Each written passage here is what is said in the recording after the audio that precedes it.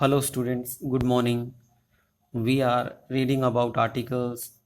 It is our second video. In the first video we have read what is article, types of articles and the position of articles, means in a sentence where an article can come, where is the position of articles.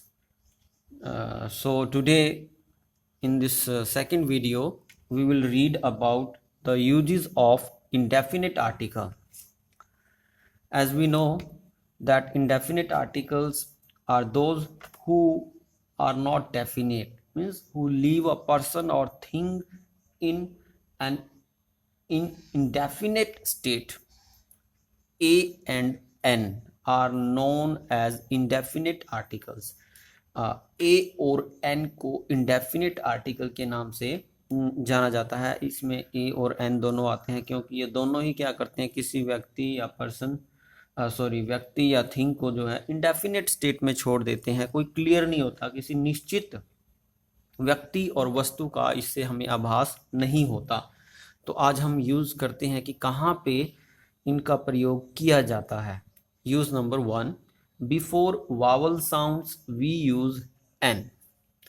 Vowel sounds like A, E, I, O और U भी generally बोला जाता है, but you sound से शुरू होने वाला मुझे आज तक कोई वर्ड नहीं मिला। तो हम यहाँ ए, ई, आई, ओ वावल को हम लेंगे।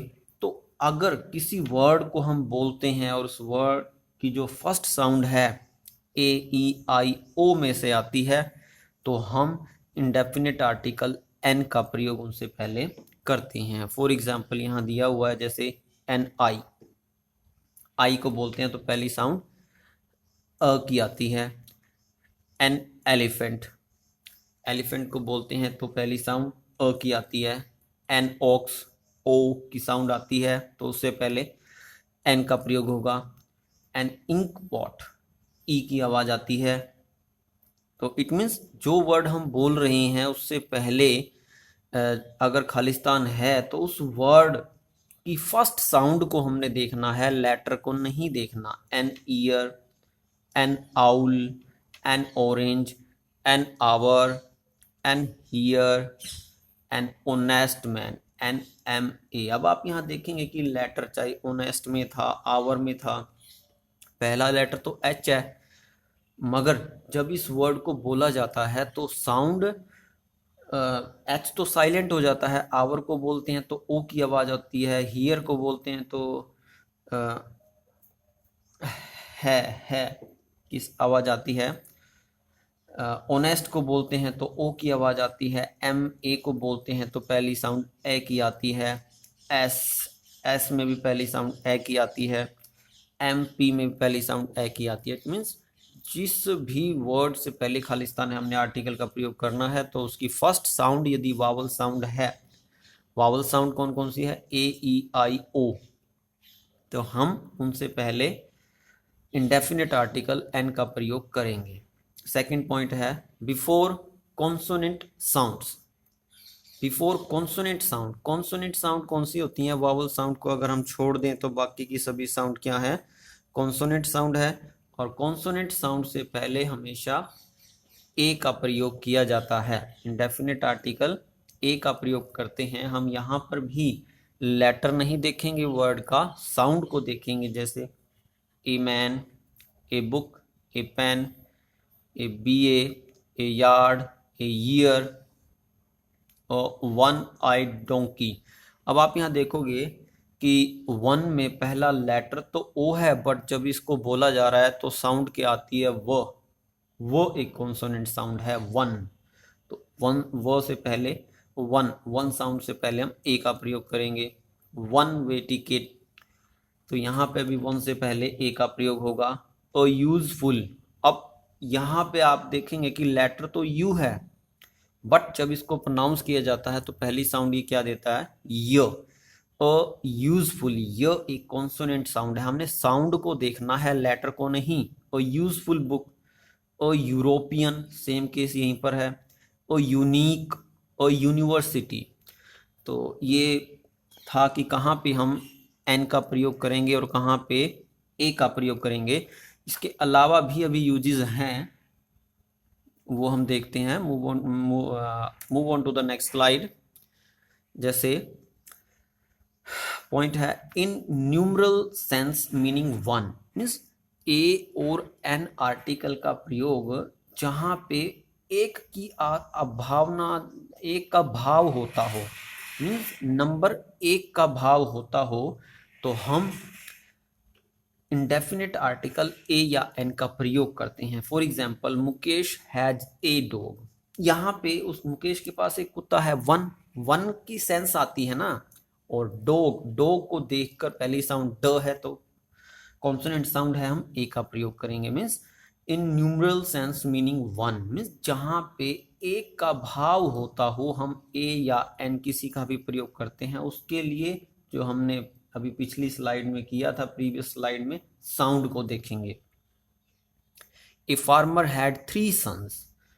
अब देखेंगे कि farmer, farmer is not definite, किसी एक फार्मर, वन फार्मर, कोई एक का भाव यहाँ हो रहा है, किसी एक किसान की बात की जा रही है।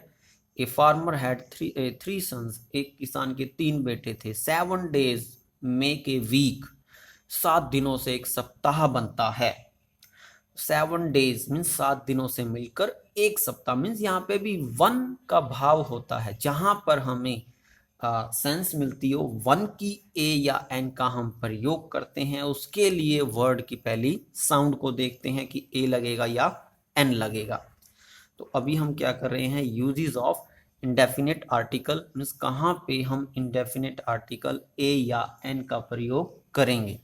नेक्स्ट है इन the sense of each every, means जहाँ पे ईच की या एवरी, प्रत्येक की भावना होती हो वहाँ पे हम इंडेफिनिट आर्टिकल का प्रयोग करते हैं। जैसे आई गेट ए स्टाइपेंड, यहाँ तो वैसे पिछले वाले की सेंस आती है, वन वाली भी, मेरे को एक स्टाइपेंड मिलता है ऑफ ₹1000 ए मंथ। ये जो सेकंड ए इस सेंटेंस में आया है, ये बताता है कि प्रत्येक महीने मेरे को एक स्टाइपेंड मिलता है 1000 रुपये का। तो पहला जो ए है वो तो वन का भाव देता है, आई गेट ए स्टाइपेंड, मेरे को एक स्टाइपेंड मिलता है ऑफ ₹1000, 1000 रुपये का, ए मंथ मीन्स प्रत्येक महीने। तो जहां पे each month, every month means each की भी भाव होता हो, ईच या एवरी की सेंस एक्सप्रेस होती हो, तो हम indefinite article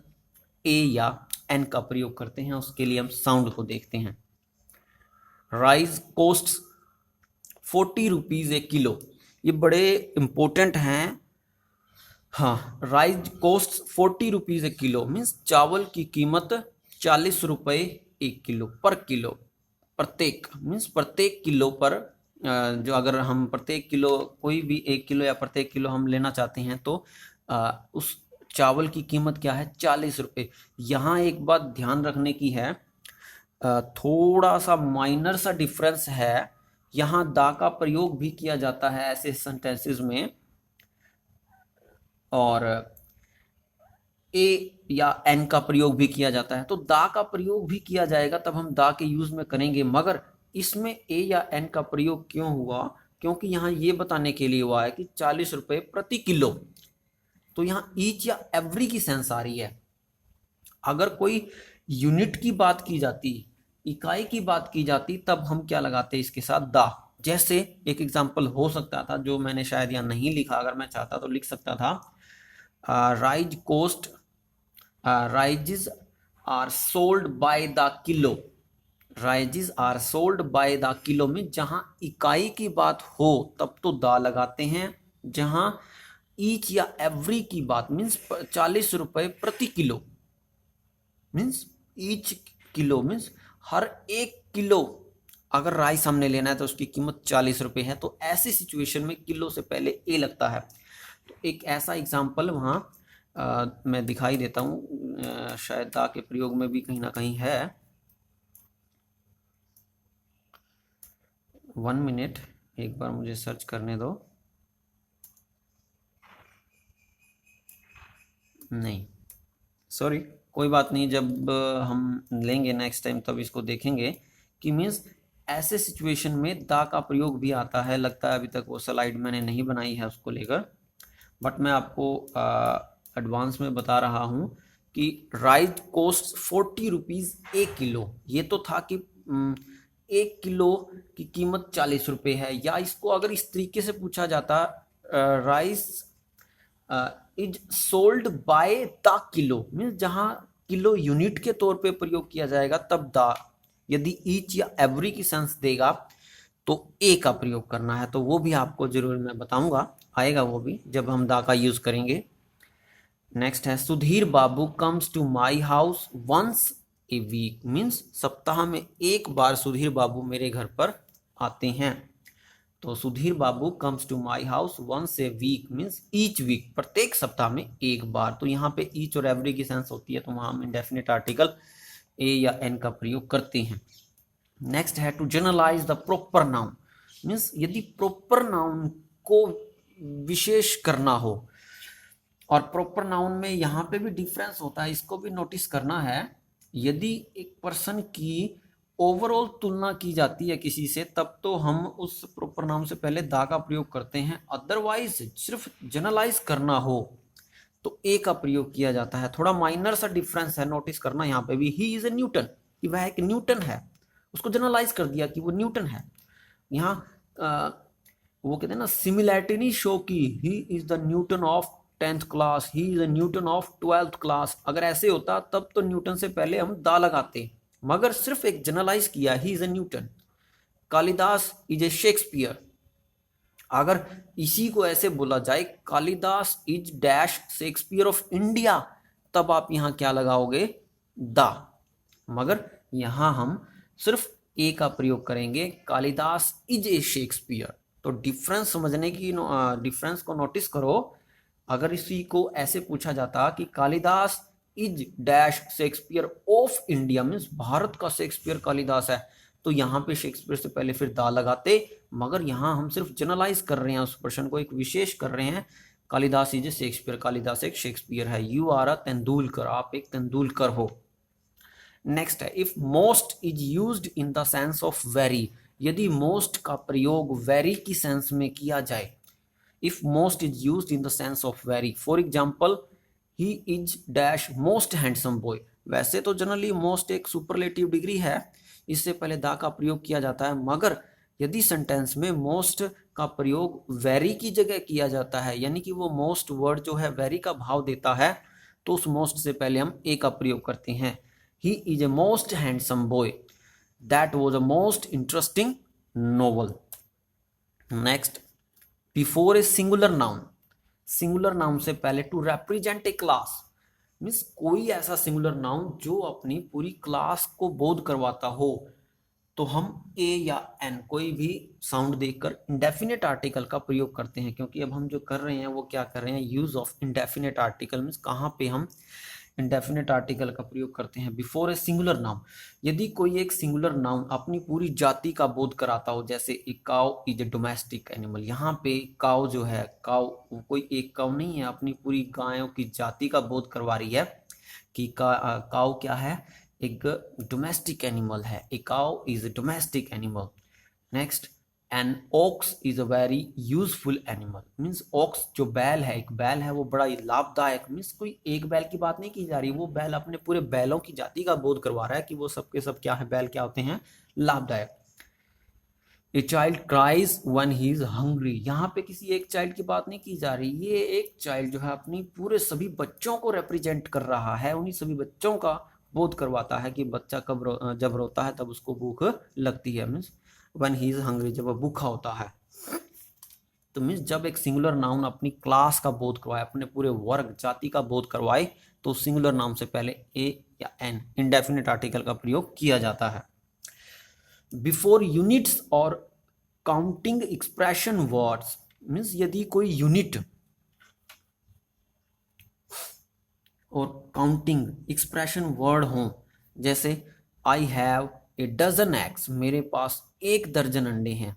she has a 1000 rupees, उसके पास 1000 रुपये हैं। Rice is sold at price at ₹10 एक किलो। यहाँ पे भी आप देखोगे कि राइस को जो है 10 रुपए किलो पर बेचा जाता है, हालांकि इससे पिछले में 40 वाला था। बट जो वो दा का मैं बोल रहा हूँ वो भी डिफरेंट है। जब हम दा का प्रयोग करेंगे वहां आपको देखने को मिलेगा कि कैसे वो सेंटेंस लिखा जाएगा जिसमें दा का प्रयोग भी इकाई से पहले होता है। यहाँ पे जो किलो है ये काउंटिंग एक्सप्रेशन वर्ड है। इट मीन्स एक गिनती वाला वर्ड है यहाँ पे। Next, in the sense of same, जहां पे एक समान की भावना आती हो। Birds of a feather flock together, means ऐसे पक्षी जो एक जैसे ही होते हैं। ए फेदर का मीनिंग जिनका बॉडी के ऊपर का जो पार्ट होता है, मुलायम पार्ट भाग जो है एक जैसा होता है, वो इकट्ठे उड़ते हैं, झुंड में ही उड़ते हैं। हाँ जी, birds of a feather flock together. यहाँ पे जो पॉइंट है हमारा, in the sense of same, जहां पे समान की भावना हो, समान का भाव हो, वहां हम इंडेफिनेट आर्टिकल ए या एन का प्रयोग करते हैं। जैसे birds of a feather means जो बर्ड के ऊपर की बॉडी का जो पार्ट होता है, जो एक सेम होते हैं, वो बर्ड्स इकट्ठे ही झुंड में उड़ते हैं। Two of a trade seldom agree, means कोई भी दो जो एक जैसा व्यापार करते हैं वो बड़ी मुश्किल से ही सहमत एक दूसरे से होते हैं। Two of a trade means यहाँ पे ए ट्रेड क्या भाव दे रहा है, मीन्स समान, जो समान ट्रेड के होते हैं वो बड़ी मुश्किल से ही एग्री किसी बात पर होते हैं। तो जहां पे समान का भाव निकले, समानता का, सेमनेस का भाव निकले, वहां इंडेफिनेट आर्टिकल ए या एन का हम प्रयोग करते हैं। In the sense of some, any, single, यदि किसी सेंटेंस में कोई वर्ड ऐसा है वहां हमको सम, एनी या सिंगल का भाव आता है तो हम इंडेफिनेट आर्टिकल ए या एन का प्रयोग करते हैं। जैसे I have A regard for my uncle, means मेरे में जो है अपने अंकल के प्रति एक कुछ आदर है। I have a regard for my uncle, तो यहाँ सम का भाव हो रहा है। She did not speak a word in self defence, means खुद की रक्षा में उसने एक भी शब्द नहीं बोला। She did not speak a word, तो यहाँ पे सिंगल का भाव भी निकलता है। She did not speak a word in self defence. There is not a man here who can solve this sum, means यहाँ पे भी एनी से या सिंगल का भाव निकलता है कि कोई भी व्यक्ति यहाँ ऐसा नहीं है जो इस सवाल को इस सम को सोल्व कर सके। तो ये जो हमारा पॉइंट था, यदि हमको सेंटेंस में सम, एनी या सिंगल का भाव एक्सप्रेस होता हो तो हम इंडेफिनिट आर्टिकल ए या एन का प्रयोग करते हैं। नेक्स्ट है इन वेग sense of something certain. In the वेग सेंस मीन्स कोई चीज निश्चित है या नहीं, ये वेग मीन्स अस्पष्ट रह जाता है। समथिंग सर्टेन मीन्स कोई निश्चित चीज है या नहीं, ये चीज वेग है, मीन्स इसको लेके दुविधा है। जब ऐसा भाव, मीन्स यहाँ पे मेन चीज मैं सिंपली जो डिफाइन करता हूँ वो यही है कि हमको वो स्पेसिफिक पर्सन नहीं पता, वो चीज या पर्सन या जो वो थिंग है वो अनसर्टेन है। इट मीन्स वो निश्चित नहीं है, वो अस्पष्ट है कि कौन है। तो ऐसी सिचुएशन में हम ए या एन का प्रयोग करते हैं। जैसे one night a thief broke into his house, means एक रात को एक चोर उसके घर पर घुस आया। मीन्स एक चोर आया है, चोर कौन है, सर्टेन तो नहीं है।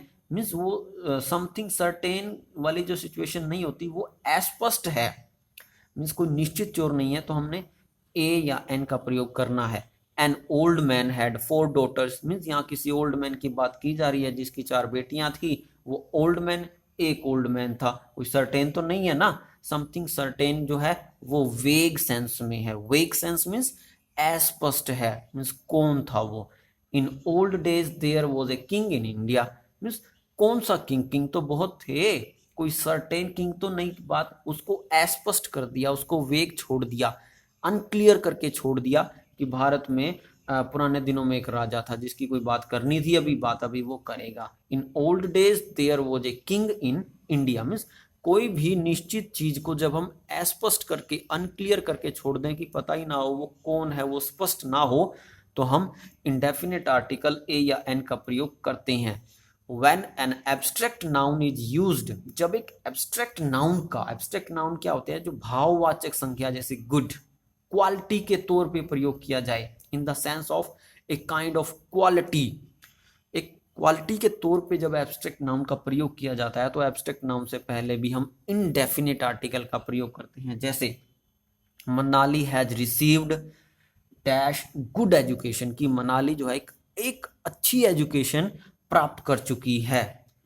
If the students want to have a good working knowledge of English, यदि स्टूडेंट जो है इंग्लिश की एक अच्छी नॉलेज लेना चाहते हैं, they should read this PPT, उनको इस पीपीटी को पढ़ना चाहिए। इट मीन्स जहां पर एक एब्स्ट्रैक्ट नाउन क्या भाव देता है, एक अच्छी क्वालिटी का होना, तो हम वहां ए या एन इंडेफिनिट आर्टिकल का प्रयोग करते हैं। तो उम्मीद है बच्चों आपको समझ में आया होगा।